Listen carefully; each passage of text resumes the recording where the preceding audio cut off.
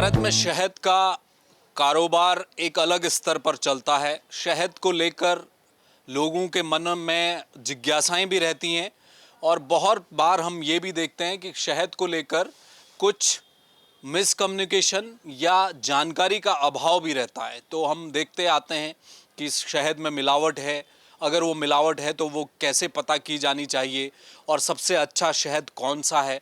आज मैं आपको एक तस्वीर दिखा रहा हूँ और ये तस्वीर बहुत खूबसूरत है। देहरादून में एक स्टॉल पर मैं इस वक्त हूँ जहाँ पर शहद आपको अलग अलग वैरायटी का शहद यहाँ पर मिलेगा। उज्जवल सैनी मेरे साथ हैं और लंबे समय से ये शहद का कारोबार कर रहे हैं। इनसे मैं बातचीत करूँगा और आपको फिर एक एक करके दिखाऊँगा कि शहद का जो कलर है, उसका रंग है और उसकी क्वालिटी है, वो किस तरह से बदलती चली जाती है और वो बहुत रोचक आज होने वाला है। उज्जवल जी, आपका स्वागत है जय भारत टीवी पर। मैंने देखा कि पीछे एक तस्वीर लगी है, प्रधानमंत्री नरेंद्र मोदी हैं और आपने बताया कि वो आपके पिता हैं। ये कब के राष्ट्रपति भी हैं और ये उत्तराखंड के राज्यपाल हैं। ये कब की तस्वीर है और ये शहद को लेकर हमने पिछले दिनों सुना भी था कि प्रधानमंत्री नरेंद्र मोदी एक सफ़ेद शहद को लेकर बड़ी चर्चा कर रहे थे। ये कब की फ़ोटो है, बताइए ज़रा, क्या प्रधानमंत्री बात कर रहे हैं? नमस्कार आप सभी का। और मैं जो है उज्जवल सैनी, ज्योति ग्राम उद्योग संस्थान से। हम लोग national bee board, ministry of agriculture के लाइफ मेंबर सोसाइटी हैं और 1990 में मेरे पिताजी ने स्टार्ट किया था बी कीपिंग करना। तो अब उसको कमर्शियल लेवल पे हम लोग करते हैं। 2 बॉक्सेस से शुरुआत, एक जर्नी मेरे पिताजी की हुई थी 1990 में और आज 34 साल इस जर्नी को हो गए हैं। तो उस 1990 से और 2024 तक का यह सफ़र जो है बहुत ही रोमांचक रहा है। इसमें अनेकों स्मृतियाँ जो है देश भर से अलग अलग विभिन्न फूलों से जो है। संख्या कहाँ पहुँच गई? 2 बॉक्स अभी वैसे अगर रेगुलर वे में देखा जाए तो वो तो लाखों में पहुंच गए, लेकिन क्या होता है कि हम लोग एक लिमिटेड अमाउंट उसका कैरी करते हैं। जैसे 4000 बी बॉक्सेस हम लोग मेंटेन करते हैं, क्योंकि मधुमक्खी साल भर में डबल हो जाती है। यानी कि अगर आपके पास 4000 बॉक्सेस हैं तो वो साल भर में 6 से 8000 बॉक्सेस हो जाते हैं। तो जो सरप्लस होते हैं वो लोग हम सेल आउट कर देते हैं, वो गवर्नमेंट सब्सिडीज़ में और आपका जो बी फार्मर्स, किसान जो हमसे ट्रेनिंग लेते हैं उसके बाद लेते हैं, तो ये हर साल सेल आउट कर देते हैं। तो करीब अभी हमारे पास प्रेजेंट में 4000 बॉक्सेस हम लोगों के हैं। और शहद का मैं आपको बताऊं, शहद हम लोग करीब 16। पहले आप वो बता दीजिए, हाँ, फिर हम आगे बढ़ेंगे। प्रधानमंत्री से जब ये बातचीत हो, ये 2017 में एक पूसा में कृषि उन्नति मेला का वो किया गया था। उसमें प्रधानमंत्री जी की जो है आना था, तो उसमें एक थीम पवेलियन बनाया गया था जिसमें पूरा स्टॉल एक तरीके से बनाया गया था। उसमें अलग अलग डिपार्टमेंट्स के एक एक स्टॉल को किया गया था कि एक कंपनी एक उसको चीज़ को दिखाएगी। तो हनी के लिए हमने नेशनल बी बोर्ड से हम लोगों को ऑथोराइज़ किया गया था मोदी जी को हनी के सिनेरियो से अवगत कराने के लिए। तो वहाँ हमने मोदी जी को जो है सफ़ेद शहद के बारे में अवगत कराया, जो कि हिंदुस्तान में 70% शहद वही पैदा होता है जिसको सरसों के फूलों से मधुमक्खी इकट्ठा करती है। मस्टर्ड हनी उसको बोलते हैं। विदेशों में इस मस्टर्ड हनी को creamy honey, set honey, crystallise honey के नाम से जाना जाता है। विदेशी मार्केट में आपको 80% वही हनी मिलेगा, क्योंकि वो सारा हिंदुस्तान से एक्सपोर्ट हो जाता है। बिल्कुल। और यहाँ पर ये है वो देखने में मस्टर्ड हनी वाइट कलर का दिखाई देता है, क्योंकि इसमें ग्लूकोज की मात्रा जो है बाकी हनी के मुकाबले ज़्यादा होती है। हनी का जमना उसके एफजी रेशो के ऊपर डिपेंड करता है। जिन फूलों में जितना एफजी रेशो होगा उस हिसाब से हनी का जमना, कलर, उसका टेक्सचर डिपेंड करता है। अभी आप ये मानिए कि मस्टर्ड में सबसे ज़्यादा ग्लूकोज होने की वजह से ही क्रिस्टलाइज हो जाता है ठंड में। सर्दी में हमेशा जो भी हनी सर्दी में कनिकृत यानी कि क्रिस्टलाइज फॉर्म में आ जाते हैं, यानी कि जमना शुरू हो जाते हैं, गाढ़े हो जाते हैं। वो फूल के अकॉर्डिंग अलग अलग हो सकते हैं। तो ये आपका सरसों का शहद राजस्थान में और एमपी में सबसे ज़्यादा पैदा होती है सरसों। तो ये हम लोग अपनी मधुमक्खियों को वहाँ माइग्रेट करके ले जाते हैं अक्टूबर नवंबर के महीनों में, और फिर फरवरी तक सरसों की फसल जब तक चलती है तो वहाँ से हम लोग मधुमक्खी। ये क्या क्रिस्टल फॉर्म में है अभी? ये क्या क्रीम हनी है। अच्छा, क्रीम्ड हनी, क्रिस्टलाइजेशन, ये इस प्रोसेस को क्रिस्टलाइजेशन प्रोसेस बोलते हैं, लेकिन इस हनी को क्रीम्ड हनी बोला जाता ये है। जब निकलता है तब ऐसे ही निकलता लिक्विड फॉर्म में ही है, जैसे बाकी हनी निकलते हैं, ब्राउन कलर का ही देखने में होता है। लेकिन उस टाइम पे तापमान डाउन होने की, यानी कि टेम्परेचर डाउन रहता है, तो हनी जम जाता है। यही कारण है, जैसे सर्दियों में देसी घी और हमारा नारियल का तेल जम जाता है, ऐसे ही शहद भी सर्दियों में जम जाता है। शहद का जमना उसकी नेचुरल टेंडेंसी है, जिसके साथ अगर छेड़खानी की जाए उसको तभी रोका जा सकता है, वरना ऐसा दुनिया में ऐसा कोई शहद नहीं है कुछ फूलों को छोड़कर जो शहद ना जमते हों, जैसे आपका जामुन हनी है, अजवाइन हनी है, या जो बहुत हाई अल्टीट्यूड का पहाड़ी हनी हम लोग एक्सट्रैक्ट करते हैं, बहुत 10,000 फीट से ज़्यादा हाइट पे से, वो हनी नहीं जमता क्योंकि वो होता ही बहुत ठंडे इलाके का हनी है। तो ये सिर्फ फूलों का फ़र्क है शहद का। इस वाले पॉइंट में अभी आने वाला हूँ, क्योंकि बहुत सारे लोगों की ये जिज्ञासा रहती है कि हम कैसे उसके, अगर कोई मिलावट है तो क्या पता करें। पहले मैं जानना चाहता हूँ कि ये जो रंग है वो हनी का अलग अलग है, ये क्यों ऐसा है? ये देखिए, मधुमक्खी, ये सबको पता है कि मधुमक्खी शहद जो है वो फूलों से इकट्ठा करती है। अब फूलों के प्रकार अलग अलग हैं, उनकी स्पीसीज अलग अलग हैं, तो इसी तरीके से फूलों का जो मधुमक्खी शहद रस लेके आती है और उसको शहद बनाती है, इस तरीके से वो डिपेंड करता है कि कौन सा शहद किस फूल का है, और उसका कलर उसके ऊपर डिपेंड करता है। जैसे मान लीजिए हम लोग लीची आपका देहरादून में और आपका नैनीताल के आसपास के जंगलों से इकट्ठा करते हैं बगीचों में। जी, आपका लीची के बगीचों के आसपास मधुमक्खी के बॉक्स रखे जाते हैं, तो मधुमक्खी 2 से 3 किलोमीटर तक उड़ती है, उस एरिया में जो भी फसलें होती हैं उससे फिर वो हनी बनाती है। ऐसे ही लीची का कलर ब्राउन कलर का होता है।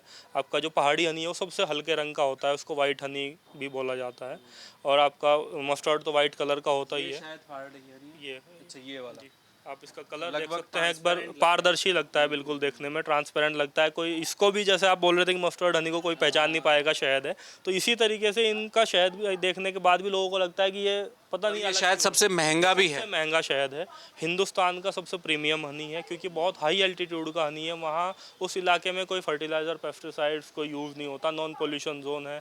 हाई एल्टीट्यूड होने के कारण वहाँ सारी जड़ी बूटियाँ पैदा होती हैं, क्योंकि ऑर्गेनिक है, एक तरीके से सारा एरिया ऑर्गेनिक है, प्लेन ग्रासलैंड्स वहाँ होते हैं। खुद ये उन जड़ी बूटियों का शहद है, उन जो छोटे छोटे फूलों का शहद है जो कुदरत में खुद ब खुद पैदा होती हैं, और उनकी मात्रा बहुत कम है। कम होती है और बहुत छोटा होता है उसका पेड़, बड़ा पेड़ नहीं होता। 2-2 3-3 इंच के वो ग्रासलैंड्स में जड़ी बूटियाँ एक तरीके से पैदा होती हैं और वो वहीं कोलैप्स हो जाती हैं अगले साल। फिर जब बरसात के बाद उनकी सीडलिंग होती है, फिर पैदा होती है।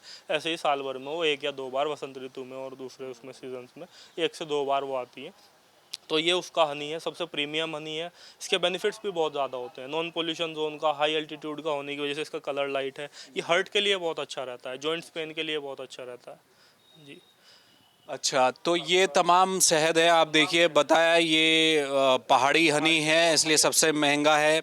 ये मस्टर्ड हनी है तो सफ़ेद है। आप इस बात को देखिए कि इस तरह से भी हनी आता है। और अब मैं उज्जवल जी ये आपसे पूछना चाह रहा था, अभी मैं बात भी कर रहा था इनसे, और ये कौन सा है? ये अजवाइन हनी। अच्छा, अजवाइन है। ये बिल्कुल इसका रंग बहुत ब्लैक, हाँ, ये ब्लैक कलर का ब्लैकिश शेड में आता है, क्योंकि अजवाइन स्पीसीज की वैरायटी है।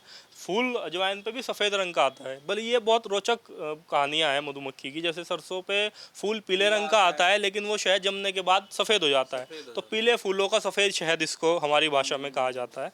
ऐसे ही अजवाइन पे जब फूल आता है, तो अजवाइन की खेती चित्तौड़गढ़ में और प्रतापगढ़ वाले इलाके में सबसे ज़्यादा होती है, राजस्थान में। अजवाइन के खेतों में जब फूल आता है तो वो बिल्कुल वाइट कलर का होता है, और आप कई कई किलोमीटर तक अजवाइन की खेती वहाँ खेतों में होती है। तो वहाँ जब आप देखते हैं तो ऐसा लगता है जैसे सफ़ेद चादर बिछी हुई हो, और सफ़ेद फूलों के होने के बावजूद ये कलर डार्क आता है। सबसे डार्क कलर अजवाइन का होता है।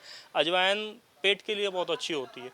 हनी के बेसिक न्यूट्रिशन सबके बराबर होते हैं। जिस फूल का है उसका पत्ती, जड़, तना, किसी भी चीज़ में आप यूज़ करते हैं तो उसका हनी भी उसमें बेनिफिशियल करता है, उसके गुण उसमें ऐड ऑन हो जाते हैं। जैसे अजवाइन हम लोग घर में पेट के लिए यूज़ करते हैं, डाइजेशन बढ़ाने के लिए, सुधारने के लिए, कॉन्स्टिपेशन के लिए, गैस्ट्रिक डिसऑर्डर्स के लिए, तो अजवाइन उसके लिए बहुत अच्छा होता है। और इसी तरीके से अगर हमारा डाइजेशन ठीक होगा तो हमारा वेट भी अच्छी तरीके से मैनेज होगा। यानी कि हनी में वैसे तो मेरे ख्याल से 90% गुण तो एक ही है सारे हनी में, बस वो 10% में फूलों का जो है वो बदल जाते हैं। जैसे ये जामुन हनी है।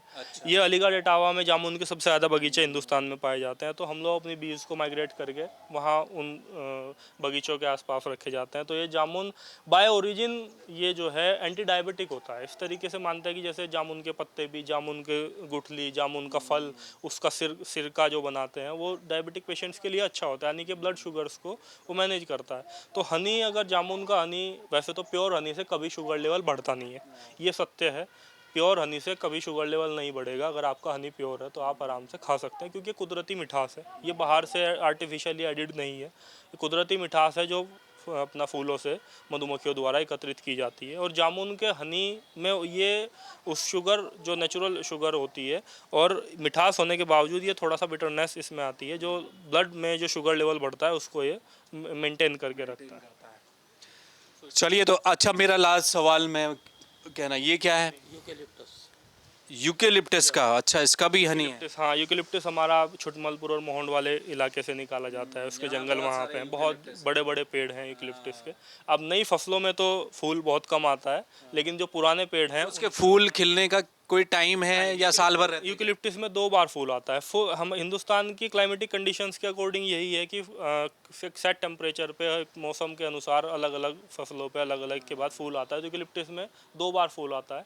तो यूकेलिप्टस का हनी ये मेडिकेटेड प्लांट है। यूकेलिप्टस भी ये दवाइयों में खासकर इस्तेमाल किया जाता है। हकीम साहब के यहाँ, वैद्य जी के यहाँ और फार्मा कंपनी में सबसे ज़्यादा यूकेलिप्टस हनी होता है, क्योंकि ये कफ कोल्ड के लिए ज़्यादा यूज़ करता है, इम्यूनिटी के लिए अच्छा रहता है, स्वीटनिंग।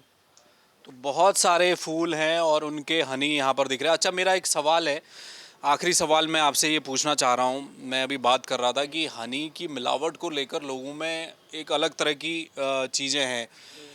हम देखते हैं कि सड़कों में कई दफ़ा ऐसे वीडियो नज़र आते हैं कि भाई हनी की पहचान कैसे करें, उसे पानी में घोल दें, वो घुल जाए तो वो ठीक है, ना घुले तो वो क्या है, वो कैसे पता करेंगे मिलावट को? वो बताइए कि कैसे देखते ही आप समझ जाएं कि हनी कौन सा सही है। जैसे अभी आपने बताया ना कि जमना नेचुरल है। Natural property. देखिए, ये बहुत सारे अलग अलग व्यक्तियों के द्वारा इसकी भ्रांतियाँ फैलाई गई हैं कि आप पानी में हनी डालेंगे तो वो अगर घुलता है तो ऐसे है, या आप आग लगाते हैं तो इस तरीके से, जबकि प्योर हनी में पहचान उसकी सिर्फ लेबोरेटरी टेस्टिंग है, या जिसने उसको पैदा किया है, जो किसान उत्पादक है उसको पता है कि उसने कुछ उसमें मिलावट तो नहीं की है, कितना शुद्ध उसने कुदरत से लाया है। यानी कि मधुमक्खी एक माध्यम है फूलों से शहद एकत्रित करने का। उस मधुमक्खी कभी छेड़खानी नहीं करती शहद के साथ, वो तो अपना प्योर लेके आती है, उसके बाद छेड़खानी होती है। तो एकमात्र माध्यम उसका लेबोरेटरी की टेस्टिंग है। और दूसरा, जिसने उसको पैदा किया है उसको पता है कि उसके हनी कितने % शुद्ध है।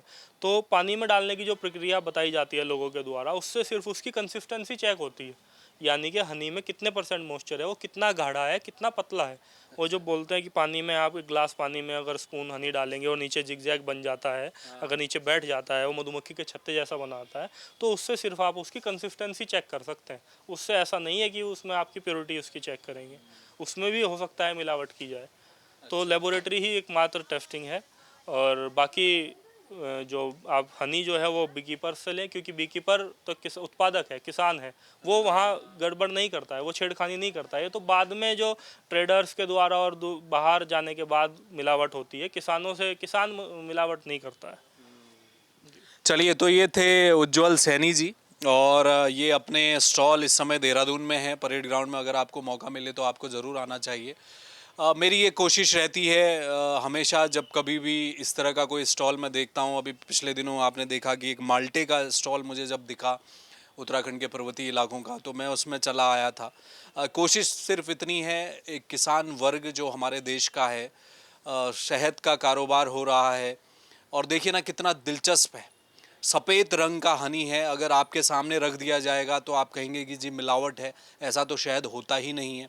लेकिन ये बता रहे हैं कि 70% वही होता है भारत में, और एक्सपोर्ट किया जाता है, एक्सपोर्ट किया जाता है। और शहद का जो पूरा कारोबार है वो देखिए किस तरह से सरसों पर डिपेंड कर रहा है, और लोगों को पता ही नहीं है। तो इसलिए अलग अलग तरह के शहद हैं, उनके रंग हैं, फूलों के हिसाब से उनकी गुणवत्ता, उनके गुण अलग अलग शहदों में आपको मिलेंगे। ये पूरे देश में और तमाम इधर उत्तर भारत में ये घूमते रहते हैं। जहाँ पर जो फूल, जिसकी खेती, वहाँ पर हनी बीज के जो बॉक्सेस हैं वो ये रख देते हैं, और हनी वहाँ से इनको मिल जाता है और उसी का कारोबार करते हैं।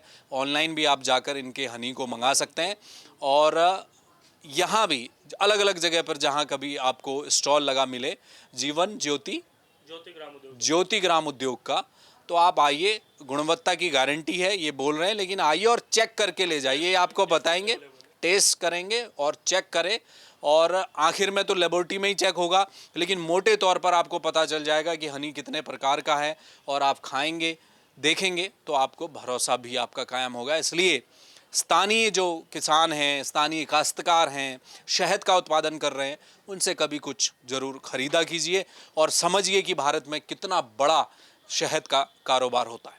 कैमरामैन मयूर उपाध्याय के साथ हेमंत, जय भारत टीवी।